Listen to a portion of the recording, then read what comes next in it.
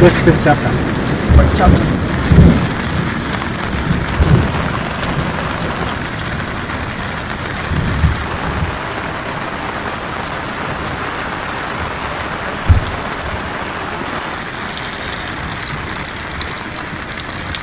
Hi, I'm Mark, and on this episode we're going to look at what we do when it rains. Now we keep our annex and our awning sides tied up on either side using the roll bar.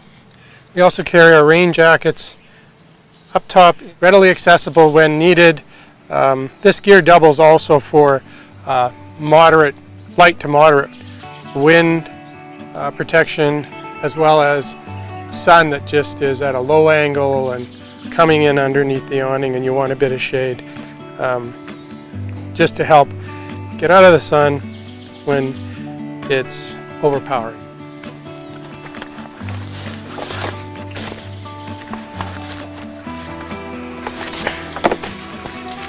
The front and the side awnings are separate.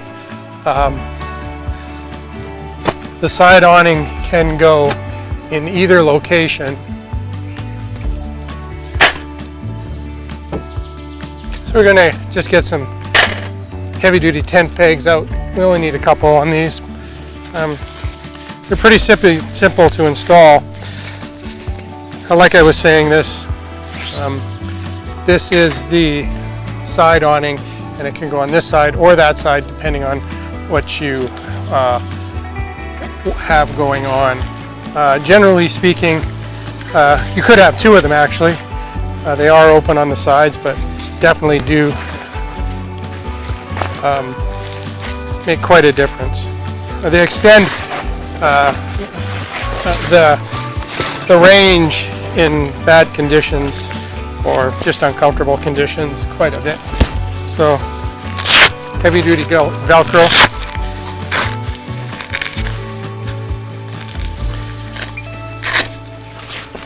You just overlap the bar.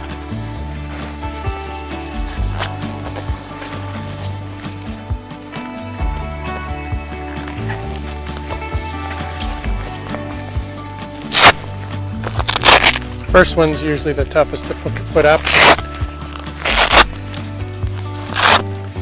It's 2 rows of Velcro, so quite heavy duty. I should mention that this is the older version of the awning. It's 4 years old now, and we've used it extensively. We almost never turn the vehicle off if we're in the backcountry without opening this up, just to keep out of the sun, shade, rain. Generally don't set these up too often. We don't find the conditions to be too much. We use it more for sun than anything.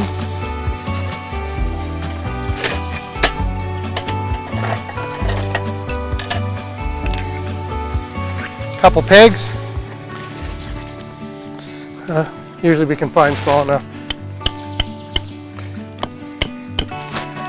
Yeah.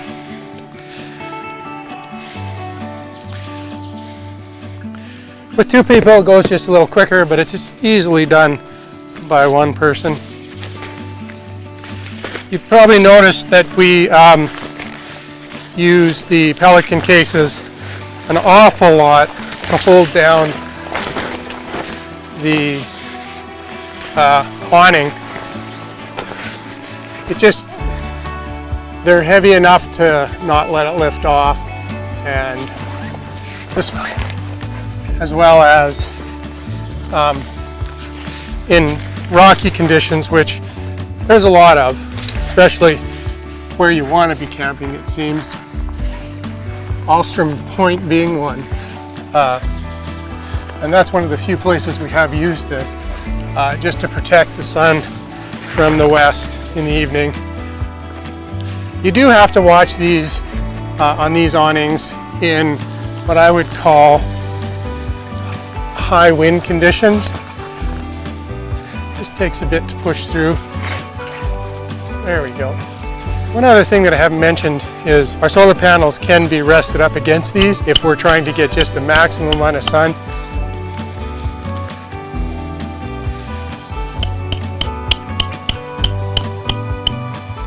Okay, let's move along to the other side and get them set up.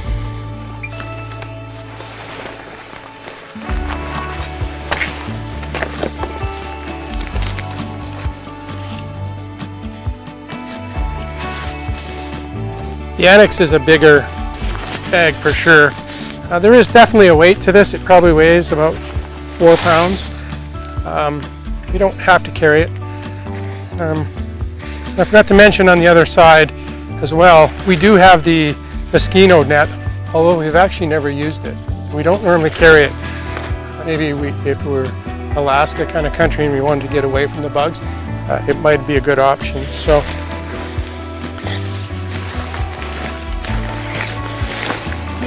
the awning kind of works a little bit differently. There's a zipper that goes around this side and a groove when it goes through this side. So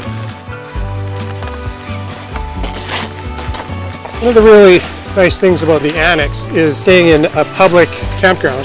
We can have some privacy, which is really nice in a configuration like this.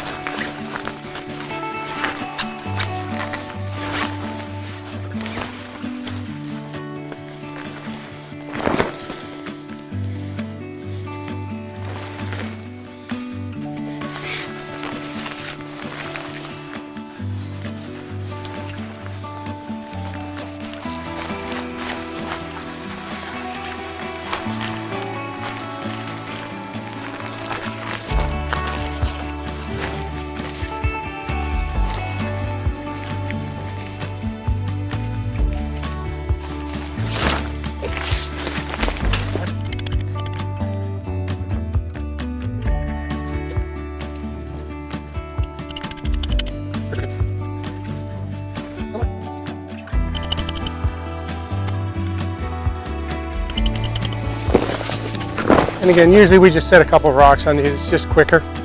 Again, we didn't put on the back piece, it's pretty obvious what it does. It's right down there. It's just a panel that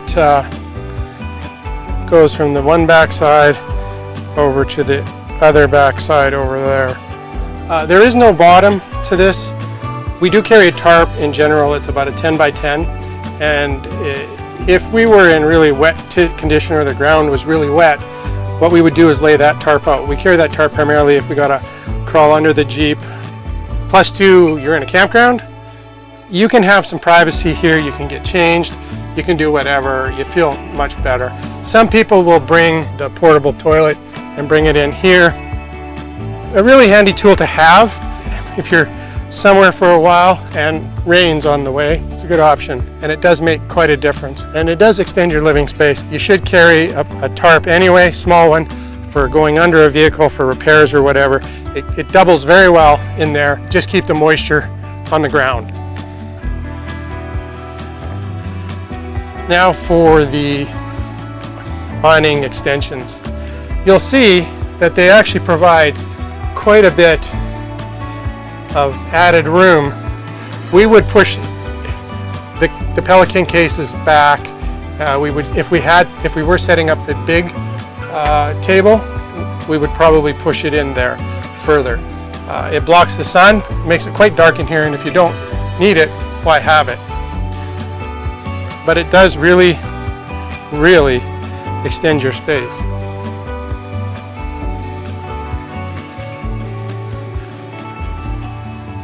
If you have one of these awnings, you'll notice, maybe you've already noticed, that there is a change that we've made to this awning.